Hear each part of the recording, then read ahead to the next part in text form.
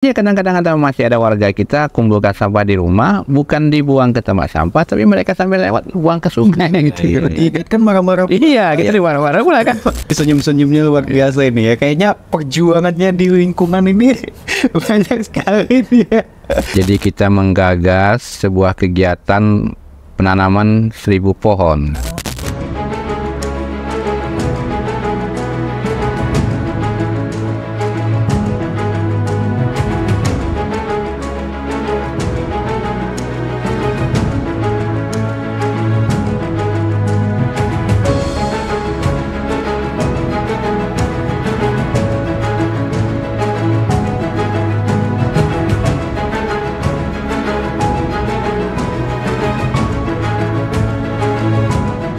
Assalamualaikum warahmatullahi wabarakatuh.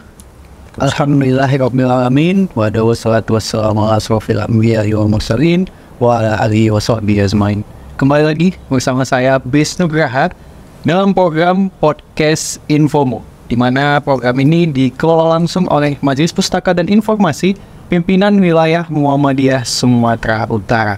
Sahabat dakwah Muhammadiyah, alhamdulillah kita udah lebih dari 50 episode untuk Podcast Infomo ini menghadirkan tokoh-tokoh yang sangat luar biasa. Pembahasan kita sangat luas dan spesial hari ini mungkin beberapa waktu yang lalu di 5 Juni 2024 seluruh dunia mungkin memperingati Hari Lingkungan Hidup Sedunia. Nah, seperti apa kiprah atau tindakan kita sebagai masyarakat khususnya di Indonesia? Apakah kita sudah peduli terhadap lingkungan ini?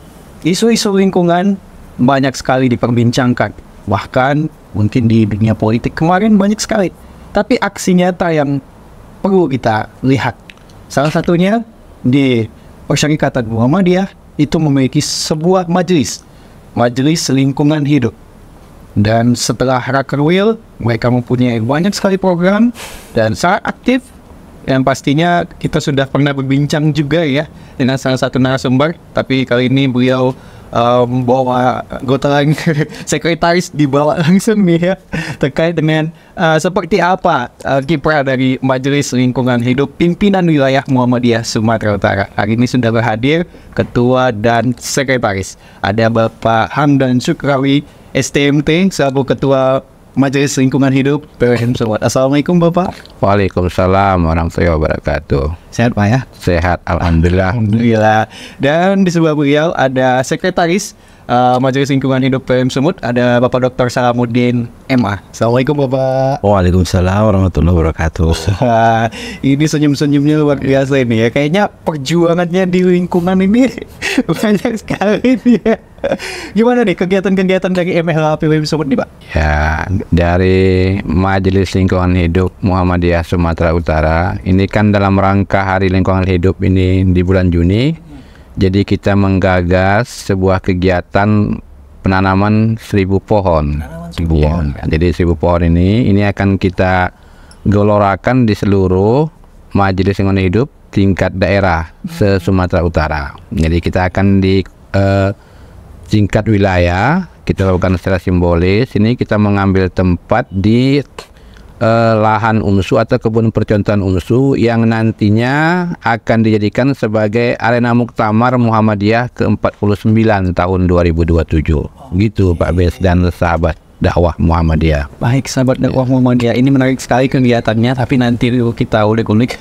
Tapi Bes ingin membahas terkait dengan persoalan lingkungan dulu nih Mak. Mungkin persoalan serius di pendidikan, mungkin ya ketidakrataan dalam pemberlakuan hukum itu menjadi kondisi lingkungan di negeri ini menjadi mungkin porak-poranda. Nah, sebagai ketua majelis dan juga sekretaris ini sepakat nggak dengan statementnya? Iya, kalau kita lihat di lapangan lebih kurangnya memang seperti itu. Kita melihat bahwa regulasi dan produk hukum kita itu khususnya terkait dengan lingkungan lebih kepada pembelaan terhadap korporasi daripada pembelaan kepada masyarakat yang hidup dan beradaptasi di sekitar lingkungan. Jadi itu kalau dari pandangan kami. Mungkin ada tambahan dari Pak Salam mungkin. Iya, memang sekedar tambahan dari yang disampaikan oleh Pak Hamdan sebagai ketua majelis. Political will pemerintah memang mungkin kurang maksimal ya. Kita lihat di mana-mana pembalakan liar, tambang ilegal.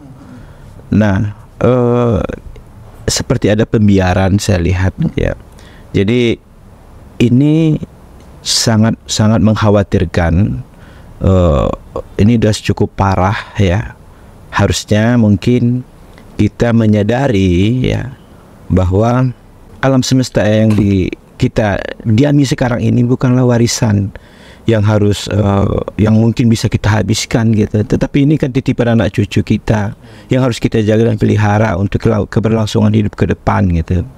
Makanya dalam momen kali ini ya, peringatan Hari Lingkungan Hidup Sedunia, ada seruan dari pegiat lingkungan hidup bahwa kita harus melakukan pertobatan ekologis gitu.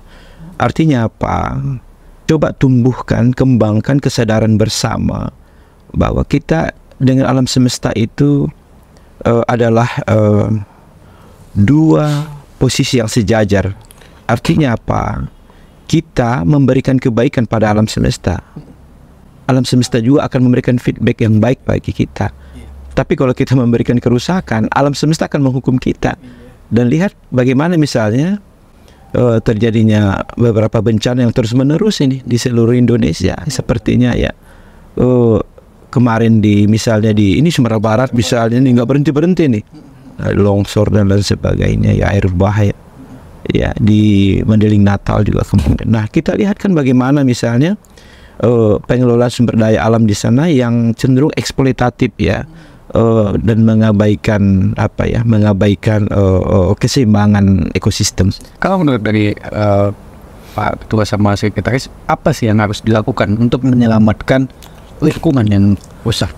Ya, sahabat dakwah Muhammadiyah, dalam pandangan kami secara umum juga pandangan mungkin dari penggiat lingkungan dan kawan-kawan di dunia internasional, bahwa harus ada upaya dekarbonisasi, itu kan yaitu sebagai proses mengurangi dan menghilangkan emisi karbon dioksida dan gas rumah kaca yang secara signifikan di atmosfer ini, itu harus kita lakukan.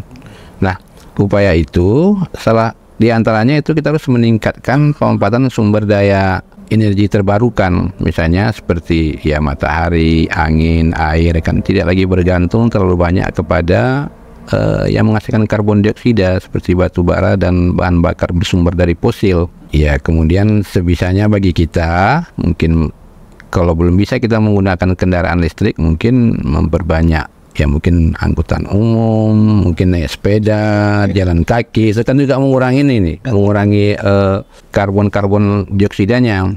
Kemudian kita dari majelis di Muhammadiyah juga akan berupaya melakukan edukasi tentang pentingnya dekarbonisasi dalam perubahan iklim kepada masyarakat Muhammadiyah lah khususnya kan. Jadi kita melakukan ini pencerahan tentang keberlanjutan lingkungan ini harus kita sampaikan kepada warga kita. Kemudian kita harus berupaya meningkatkan pengelolaan limbah dan sampah-sampah itu di Muhammadiyah. Kita upayakan juga untuk mengurangi penggunaan produk yang sekali pakai dibuang. Itu yang ini kan sekarang sudah ada mungkin di Muhammadiyah. Kalau UMSU itu sudah membagikan botol penggunaan, ya tumbler penggunaan ini, mengurangi penggunaan ya botol-botol sekali plastik dibuang. Kemudian ya kita mendukung konservasi dan penanaman pohon. Jadi kita di majelis juga ini sudah akan mengupayakan arah ke sana. Jadi kita tuh punya lahan misalnya di Muhammadiyah Kabupaten Selatan itu mereka punya lahan ada lebih kurang 100 hektar. Itu bisa kita lakukan konservasi lahan dan penghijauan di situ. Kemudian juga ada lagi kemarin info dari teman-teman di PDM Padang Sidempuan, mereka juga punya lahan 1,5 hektar. Bahkan kemarin dari Pak Rektor UMSU juga punya lahan di daerah Langkat Jalan Halus. Saya tawarkan, ayo Majelis Lingkungan Hidup, macam mana itu kita kelola bersama. Nah, ini kan bagian dari upaya-upaya konkret dari Majelis Lingkungan Hidup dalam rangka macam mana kita bisa menyelamatkan lingkungan secara bersama-sama. Itu mungkin ini. Kalau Mas Abun ada yang ingin tambahkan? Mungkin kita perlu mendesak ketegasan pemerintah ya dalam menegakkan supremasi hukum, karena kita kan sebenarnya sudah ada aturan main dalam pengelolaan sumber daya alam. Tinggal ketegasannya saja mungkin ya. Di samping banyaknya mungkin oknum-oknum yang mencoba bermain-main mata terhadap kebijakan-kebijakan yang mungkin ada sedikit kelonggaran gitu ya. Jadi kita harus mendesak pemerintah untuk melakukan tindakan tegas terhadap perusakan lingkungan ya. Terus selanjutnya juga ya seperti yang disampaikan ketua tadi bahwa perlu penyadaran masyarakat itu betapa pentingnya memang menjaga lingkungan itu, terutama generasi muda ya yang sekarang ini kan cenderung sepertinya kalau dalam pengamatan kami bahwa banyak yang abai ya, banyak yang abai terhadap kepentingan bersama terkait dengan lingkungan hidup.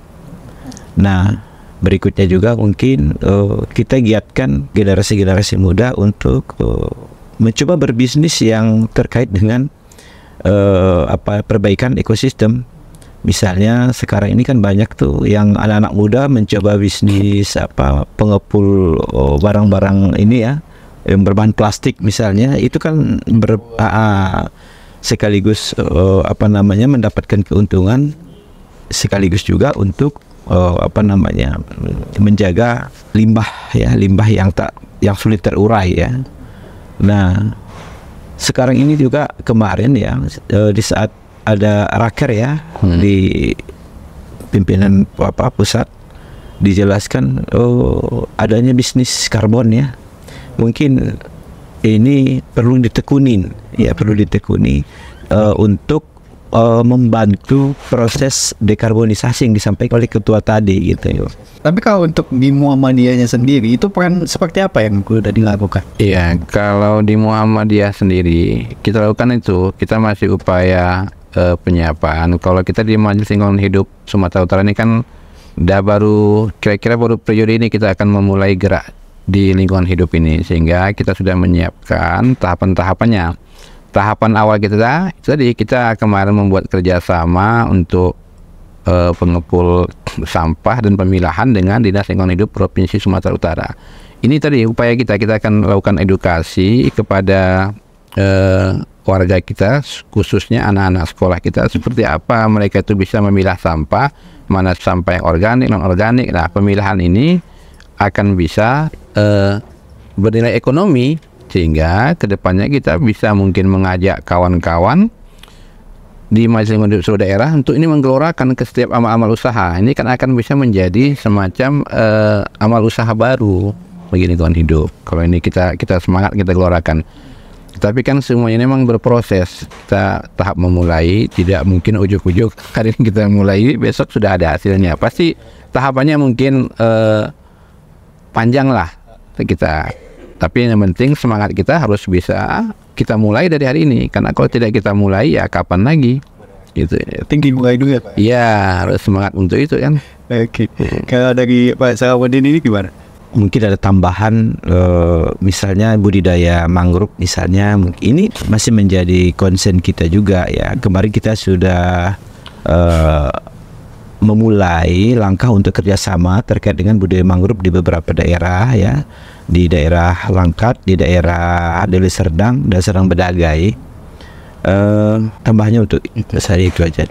Tapi terkait dengan literasi tadi mungkin Pak Hamdan, sejauh ini pendekatan kepada mungkin siswa-siswa ataupun sekolah-sekolah itu responnya seperti apa, dan sampai sekarang itu diterapkan? Respon mereka positif, cuman kan literasi akan kita lakukan mungkin dalam banyak hal. Dalam salah satunya itu edukasi untuk pemilahan. Tapi di sisi lain, Majelis Lingkungan Hidup juga ini kan berupaya kita macam mana berkolaborasi dengan teman-teman para dai-dai Muhammadiyah. Kita kan perlu juga memberikan edukasi di samping literasi itu. Di literasi itu dan edukasinya ya, ceramah-ceramah lingkungan harus lebih diintensifkan ini sama kalangan dai-dai Muhammadiyah di setiap masjid-masjid kita. Kemudian kita juga akan menerbitkan buku-buku terkait dengan fikih lingkungan. Jadi kita di Majelis Lingkungan Hidup ini kita sekarang punya dewan pakar. Jadi dewan pakar kita itu emang ada yang ahli dan konsen di bidang fikih lingkungan itu, ada nanti yang kita ambil yang konsen di bidang tata kelola dan kebijakan lingkungan, ada lagi nanti tentang kebijakan-kebijakan regulasi. Nah, ini kolaborasi dari dewan pakar kita ini akan kita harapkan bersinergi dengan pimpinan Majelis Lingkungan Hidup sehingga isu-isu hal-hal yang terkait dengan lingkungan hidup khususnya di kalangan Muhammadiyah bisa kita implementasikan itu. Berarti di Majelis Lingkungan Hidup itu bukan hanya hal-hal lingkungan saja ya? Ya. Hal lingkungan Ya, ada sedikit saya tambahi, ada Prof. Faisal Ananda misalnya, beliau itu kan guru besar di bidang fikih ya. Nah, ini sekarang kita sedang menggodok fikih air dan ya mungkin tadi turunan dari fikih lingkungan yang disampaikan ketua tadi, bahwa kan hampir seluruh hidup kita itu tergantung dengan air. Nah, tapi kita belum ada melahirkan fikih air ya. Itu kemarin hasil diskusi dengan Prof. Faisal itu ya. Nah, nanti ada juga Prof. Sabrina ya, concern dengan isu-isu lingkungan. Nah, ada juga nanti Dr. Zulfendri itu dia di bidang kesehatan lingkungan. Nah, jadi kita coba ramu dari beberapa disiplin ilmu, dari beberapa kepakaran kita dudukkan di situ untuk bersinergi ya, untuk bagaimana nanti Majelis Lingkungan Hidup ke depan itu bisa menghasilkan sesuatu yang berarti yang dapat dirasakan oleh masyarakat luas. Ternyata banyak sekali ya tim-tim ahli-ahlinya di Majelis Lingkungan Hidup. Nah, mungkin terkait dengan kegiatan yang mungkin beberapa hari lagi yang akan dilaksanakan oleh Majelis Lingkungan Hidup terkait mungkin dengan penanaman pohon ini, boleh diceritakan sedikit? Iya, kegiatan penanaman pohon ini yang pertama ini kan kita lakukan sebagai bentuk dukungan kita terhadap pelaksanaan Muktamar Muhammadiyah di Sumatera Utara. Jadi dukungan Majelis Lingkungan Hidup tentu tidak terlepas dari kegiatan lingkungan. Yang salah satunya kita mulai dengan upaya melakukan penanaman pohon. Nah, harapan kita pohon yang kita tanam ini di hari beberapa waktu ke depan, mungkin ketika pelaksanaan muktamar sudah bisa dalam ketinggian mungkin 3 atau 4 meter, sehingga sudah bisalah untuk tempat berlindung dari panas kepada para muktamirin. Itu juga kita harapkan sudah bisa dia menjadi sebagai penyerap oksigen. Sebagaimana kita ketahui kan kawasan yang nanti akan dijadikan lokasi muktamar kita itu kan banyak dikelilingi oleh kawasan industri, sehingga ya perlulah kita perbanyak pohon-pohon untuk menyerap udara-udara kotor yang dikeluarkan dari industri di sekitarnya itu. Berapa banyak pohon nanti, Pak? Yang kita canangkan kan se-Sumatera Utara itu 1000 pohon, tapi kita hanya mengambil secara simbolis di lokasi kita muktamar itu. Kenapa simbolis? Karena kan kita salah satunya karena ini kan di lokasi itu masih berproses pembangunan. Jadi ada proses pembangunan. Kalau nanti penanaman kita terlalu banyak, kita khawatir akan terganggu dengan pembangunan infrastruktur untuk muktamar itu sendiri. Tapi ini kita akan berkelanjutan, akan terus untuk menghijaukan arena muktamar dan kawasan UMSU itu. Kalau untuk pohonnya itu jenisnya apa yang menunjukkan? Ini akan ada bercampur, mungkin ada pohon yang sifatnya untuk peneduh, ada sifatnya untuk produktif. Jadi pohon peneduh itu tentu secara umum yang ada itu kan pohon teram besi. Jadi kenapa kita pilih teram besi ini? Teram besi ini merupakan jenis pohon yang dia bisa menyerap 28,5 ton gas CO2 itu dalam setiap tahunnya. Jadi CO2 itu kan salah satu yang sangat berbahaya bagi atmosfer. Itu kan di sekitar kita itu kan banyak pabrik tertentu, mereka banyak mengeluarkan CO2. Kita pilih teram besi ini karena dia tinggi kadar bisa mampu menyerap karbon itu. Yang kedua ya pohon mahoni. Jadi pohon mahoni ini juga sama pohon teram besi hampir sama. Tingkat tumbuhnya itu lebih mudah. Kemudian kemampuan dia untuk menyerap CO2 juga lumayan tinggi. Dia bisa menyerap kira-kira 8,3 molekul per meter kubik per detik dia tuh. Kalau serapan dari pohon itu. Nah, nanti ada pohon-pohon yang lain yang kita harapkan bisa untuk menyumbang penyerapan di kawasan yang kita tuju itu. Pelaksanaannya nanti kira-kira tanggal berapa Pak untuk penanaman pohon? Pelaksanaan kita sampai tanggal 22 Juni pada hari Sabtu 22 Juni kita rencanakan mulai pukul 9 sampai dengan selesai. Ya. Baik, sahabat dakwah Muhammadiyah, Pak Hamdan sama Pak Salamuddin, kita break dulu ya Pak ya.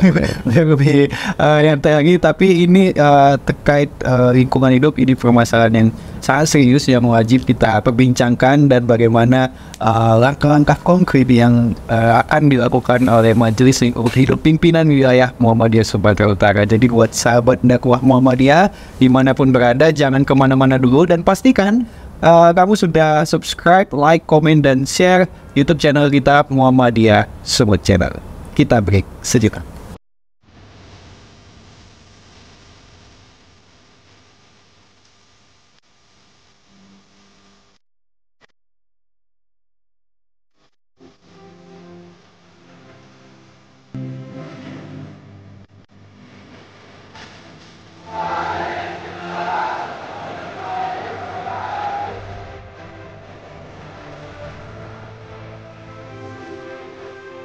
Assalamualaikum warahmatullahi wabarakatuh. SMK SPP Snakma Muhammadiyah adalah satu-satunya SMK yang terletak di daerah Kabupaten Deli Serdang dan Kota Medan. SMK SPP Snakma Muhammadiyah hari ini memiliki 4 jurusan untuk jurusan sekolah menengah kejuruan. Jurusan pertama adalah agribisnis ternak unggas, dan ini jurusan pusat keunggulan untuk SMK SPP Snakma Muhammadiyah. Yang kedua adalah jurusan agribisnis ternak ruminansia, yang ketiga perawatan hewan, dan yang keempat adalah agribisnis tanaman pangan hortikultura. Untuk SMK SPP Snakma Muhammadiyah terletak di Jalan Snakma nomor 2, Desa Tanjung Anom, Kecamatan Pancur Batu, dan Kabupaten Deli Serdang.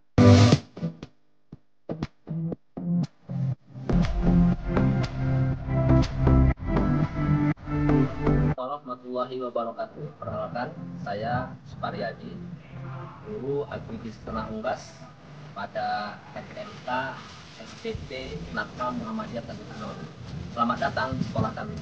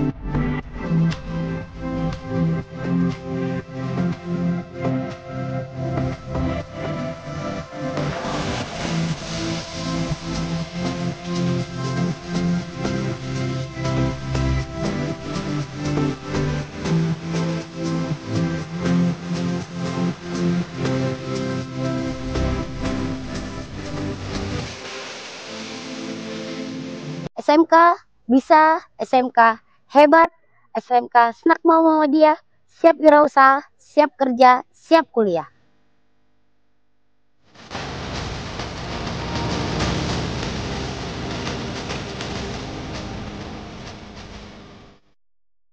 Baik, sahabat dakwah Muhammadiyah, bersama saya Bes Nugraha dalam program podcast Infomu, dan masih bersama dengan narasumber kita ada Bapak Hamdan Syukrawi STMT selaku Ketua Majelis Lingkungan Hidup Pimpinan Wilayah Muhammadiyah Sumatera Utara, dan ada Bapak Dr. Salamuddin MA selaku Sekretaris Majelis Lingkungan Hidup pimpinan wilayah Muhammadiyah Sumatera Utara. Kita lanjutkan lagi ya Pak ya perbincangan kita terkait mungkin kegiatan Majelis Lingkungan Hidup yang akan digelar di tanggal 22 Juni ini ya. Itu kegiatannya apa saja sih Pak?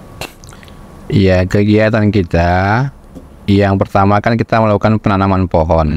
Di penanaman pohon seperti kami sampaikan tadi, itu kan tujuannya untuk di samping kita untuk melakukan penghijauan di lahan yang ada, kita juga untuk mengupayakan ada suasana teduh ketika ada pelaksanaan Muktamar Muhammadiyah di tahun 2027 ini. Nanti di tanggal 22 nanti itu di Sampali nanti ya? Ya, di Sampali kita lakukan. Oke. Tadi kita juga berbincang banyak sekali lahan Muhammadiyah.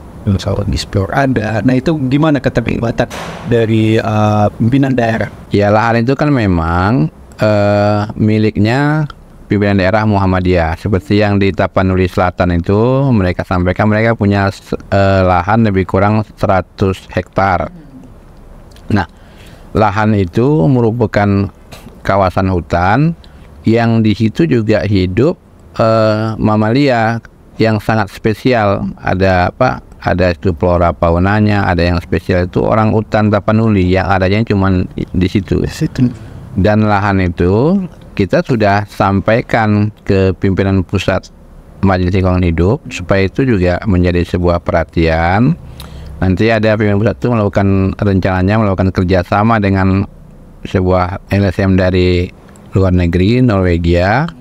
Nah, itu menjadi satu lokasi yang nanti bisa menjadi lahan untuk konservasi yang nanti usulan dari Muhammadiyah. Berarti sebenarnya di daerah-daerah juga bergerak juga ya? Bergerak juga. Ya Pak ya.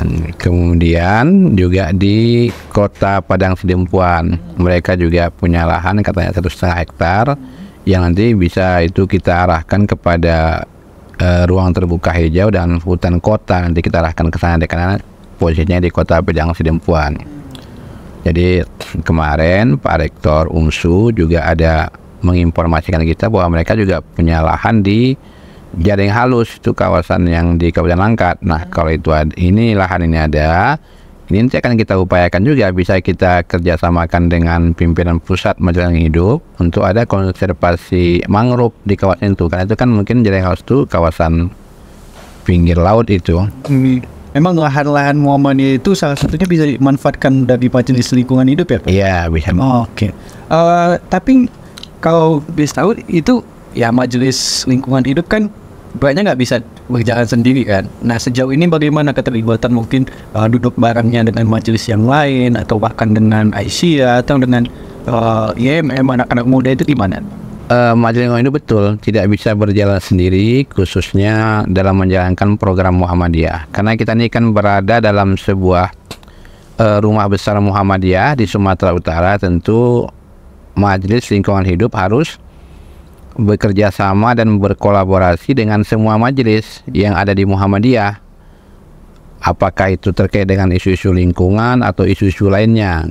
Nah, hal yang lainnya dengan isu-isu lingkungan kan Majelis Lingkungan Hidup ini akan berupaya kita untuk mengajak ibu-ibu Aisyah yang tergabung dalam lembaga lingkungan hidup dan penanggulangan bencana.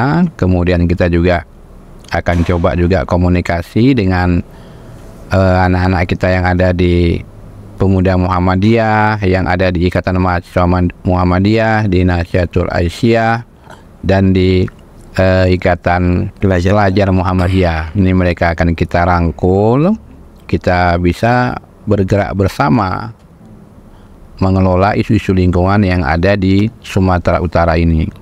Demikian juga dengan majelis-majelis yang lain, seperti yang tadi kan dengan majelis Dikdasmen, mungkin dengan majelis Tarjih terkait dengan edukasi dan literasi lingkungan tadi kan, itu dengan majelis Tarjih mungkin seperti apa. Nanti mungkin dengan Pak Salam lah nanti yang akan lebih banyak berkomunikasi dengan Tarjih, karena kan beliau ini di samping sekretaris Majelis Lingkungan Hidup, beliau ini pakar ekologi lingkungan. Ini ekologi lingkungan kan tingkat religiositasnya kan pasti di situ, nanti dia arahnya ke sana beliau nanti ya. Baik, mungkin kalau dari Pak Salmun ini ide atau ini boleh ditambahkan lagi. Ya, baik. Kalau kerjasama antar majelis dan lembaga itu sudah berjalan sebenarnya ya. Ada beberapa juga program gagasan juga dan sudah sempat terlaksana, cuma mungkin karena ada beberapa kesibukan lain ya.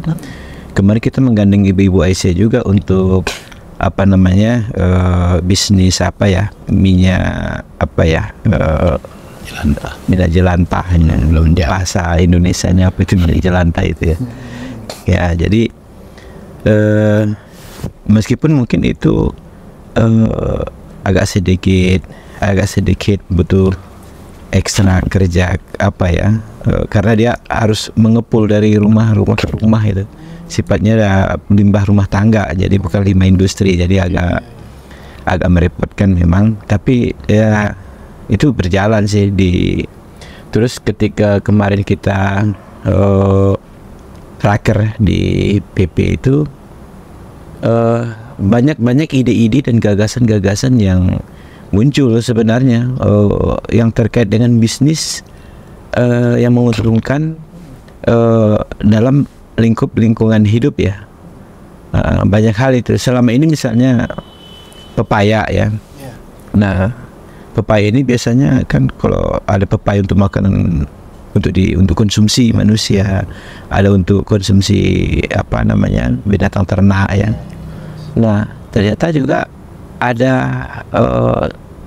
ada getah yang sekarang justru lebih mahal dari pepayanya gitu. Jadi getah dari buah pepaya itu menjadi untuk sebagai bahan baku kesehatan dan kosmetik ya. Nah, itu sekarang digalakkan di Pulau Jawa itu.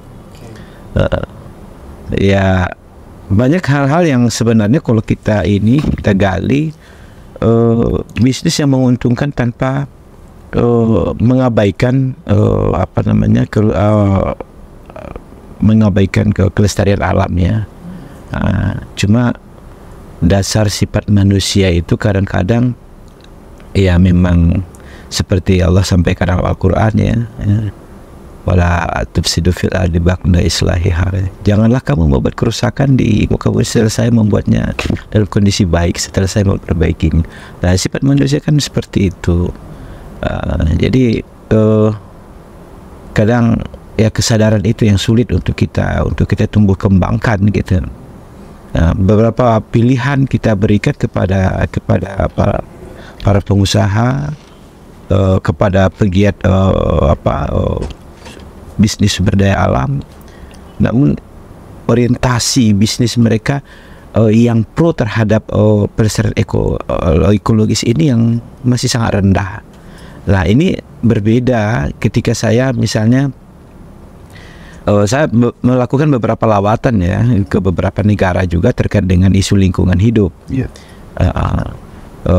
Saya pernah di Leiden ya, di Belanda itu. Terus saya pernah di Mahdal University di Bakvo itu. Nah, tingkat kesadaran masyarakat dari negara-negara yang lebih maju dari kita itu tentang lingkungan itu jauh sekali di atas kita. Kita mungkin ya apakah mungkin perlu kurikulum dari tingkat pendidikan dasar menengah? Mungkin perlu untuk bagaimana menumbuh kembangkan kesadaran bahwa perlunya kita menjaga kelestarian lingkungan ini. Itu mungkin ya. Nah, untuk generasi seperti saya dan Pak Hamdan ini kan dulu waktu masih kecil, masih SD, SMP itu ada mata pelajaran pendidikan moral Pancasila misalnya, bagaimana kita diajari untuk menjaga moralitas ya terhadap lingkungan. Nah, tidak hanya sebagai sesama manusia gitu, terhadap lingkungan juga diajari. Tapi saya mungkin sekarang ini saya tidak tahu apakah pembelajaran budi pekerti seperti itu masih berlangsung ya. Mungkin ini sejauh ini pengamatan dari Pak Hamdan sama Pak Salmudin untuk di Indonesia sendiri terkait dengan kesadaran peduli terhadap lingkungan itu sebenarnya permasalahannya apa sih? Apakah kurangnya edukasi atau kurangnya kesadaran pribadinya sendiri, atau memang pemerintah yang mungkin kurang serius terkait dengan permasalahan ini.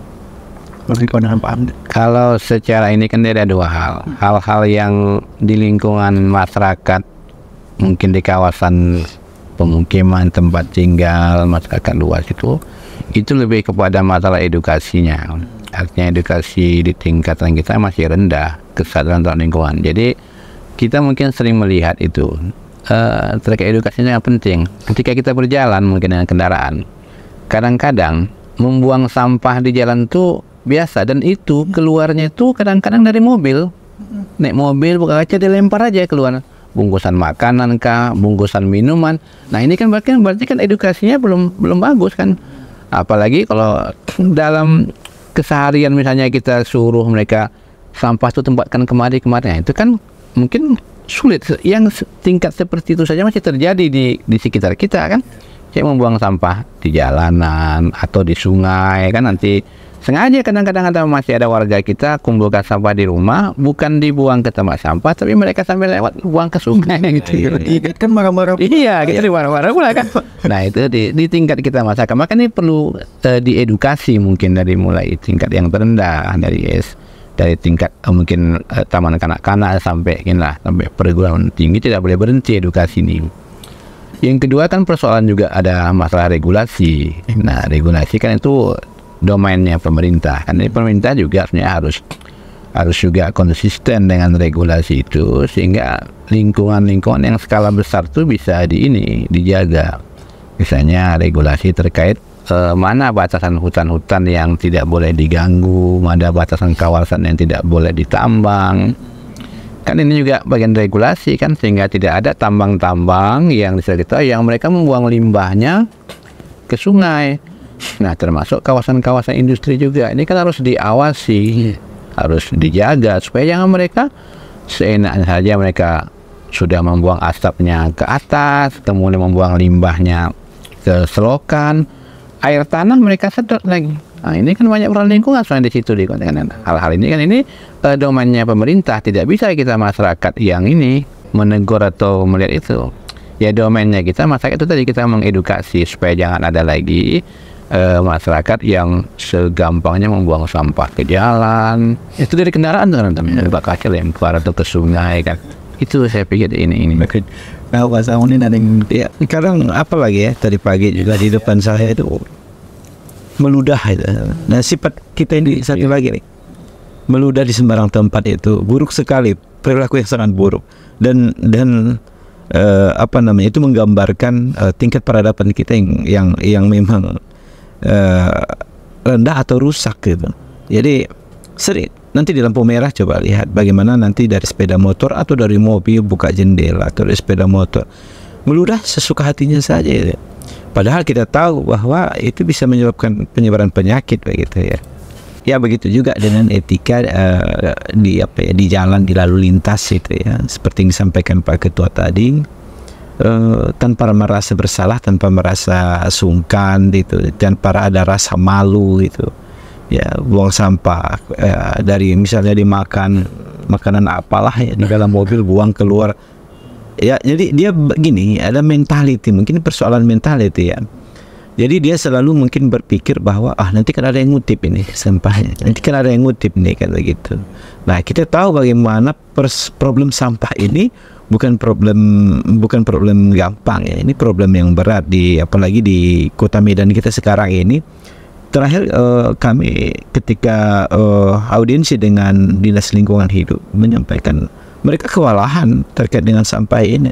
Kita sempat menawarkan kerjasama untuk pengelolaan sampah ini sampai pada sampah B3 ya. Tapi ini akhirnya mentok lagi, berbenturan dengan regulasi gitu. Nah, bahwa bisnis sampah ini sebenarnya juga bisnis yang menggiurkan, ya kan? Misalnya limbah B3 itu bisa diolah menjadi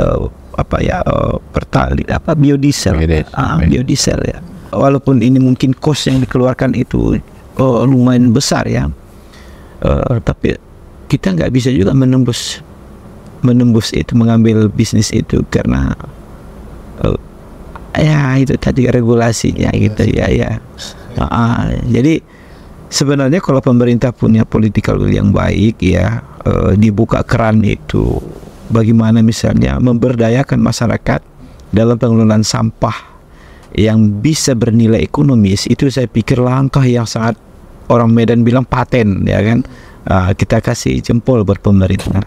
Mudah-mudahan ya ke depannya ada regulasi yang memang jelas dari pemerintah ya Pak ya. Ya, itu yang kita harapkan. Oke, kita kembali lagi terkait dengan Sumatera Utara yang akan menjadi tuan rumah Muktamar ke-49 Majelis Lingkungan Hidup PBB Sumut. Ini akan menggelar penanaman 1.000 pohon, kan? Mungkin 4 tahun ke depan akan tumbuh dengan subur. Langkah apa lagi yang mungkin akan dilakukan oleh Majelis Lingkungan Hidup PBB Sumut? Ya, masa itu kan itu sebagai upaya awal kita. Ini kita akan terus untuk dalam rangka muktamar ini mulai menanam pohon.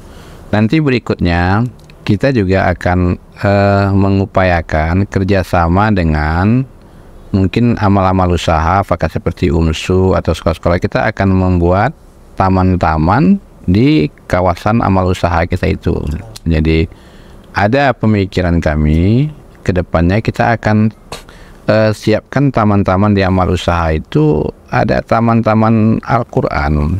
Jadi kita akan tabulasi di setiap surah itu mungkin dari atau surah atau juz, dari juz pertama sampai juz 30 itu. Juz pertama itu di situ pohon-pohon apa saja yang disebutkan dalam juz pertama itu kita tanam di taman mungkin juz 1, nanti juz 2 itu apa tanaman yang disebutkan di situ, juz demikian seterusnya. Dan ini akan kita lakukan di amal-amal usaha yang mungkin penyalahan yang besar, bukan cuma seperti di UMSU. Kita akan upayakan juga mungkin di pondok-pondok pesantren yang ada milik Muhammadiyah di Sumatera Utara. Jadi akan kita coba arahnya ke sana. Jadi Majelis Lingkungan Hidup Sumatera Utara ini semangatnya luar biasa, sumber dayanya juga mumpuni yang ada di dalam itu.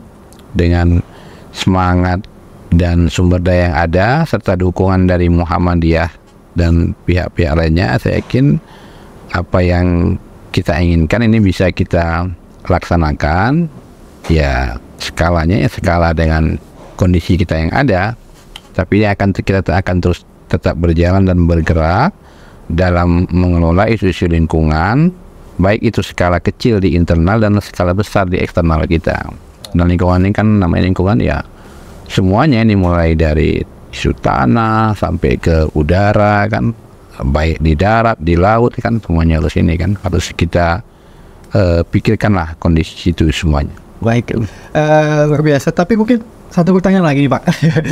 Katakan mungkin kita sempat berbincang-bincang sebelum Rakerwil kemarin ya, Lingkungan Hidup. Nah setelah itu melaksanakan Rakerwil, dan setelah itu fokus dari Majelis Lingkungan Hidup pimpinan pusat khususnya di wilayah itu fokusnya apa saja sih? Ya kalau lingkungan ini kan kita fokusnya sekarang itu dengan lingkungan di sekitar kita. Hal-hal yang kecil kita mulai seperti dari pemilahan sampah tadi. Tentu setelah itu kita bergerak kepada hal konservasi terhadap lahan dan penghijauan.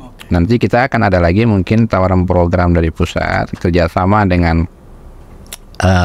Badan Reboisasi Gambut dan Mangrove itu. Jadi kita akan juga mungkin mereka akan berikan ke kita itu untuk program pengelolaan mangrove di salah satu titik nanti di Sumatera Utara.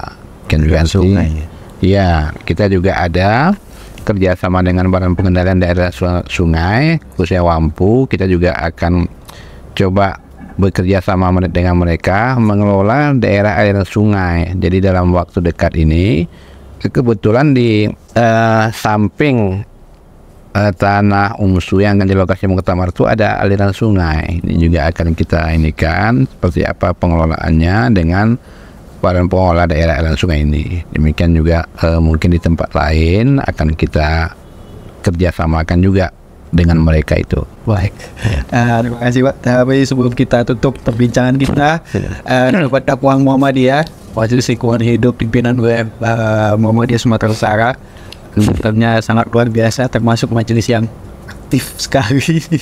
Oke, Pak, di perbincangan kita mungkin sedikit closing statement lah mungkin, atau membawa kepada masyarakat, atau mungkin terkait dengan kegiatan yang akan diselenggarakan di tanggal 22 Juni mendatang, mungkin dari Pak Hamdan Sugro. Ya, sahabat dakwah Muhammadiyah, ini kan kegiatan Majelis Lingkungan Hidup merupakan sebagian dari langkah awal melakukan penanaman pohon. Jadi sebagai bentuk kepedulian terhadap lingkungan, kepedulian terhadap kesejukan, keteduhan, sehingga dengan penanaman pohon itu harapan kita Muktamar Muhammadiyah ke-49 nanti di Sumatera Utara bisa menimbulkan efek teduh sejuk dalam muktamar tersebut. Oke, dari Pak Sangamudin. Ya, kalau saya mungkin menyampaikan harapan-harapan bagaimana kedepannya Muhammadiyah menjadi yang terdepan, menjadi contoh ya bagi masyarakat luas dalam pengelolaan sumber daya alam, di dalam menjaga kelestarian lingkungan, sehingga persoalan-persoalan yang selama ini menjadi masalah bagi bangsa kita terkait dengan lingkungan bisa teratasi.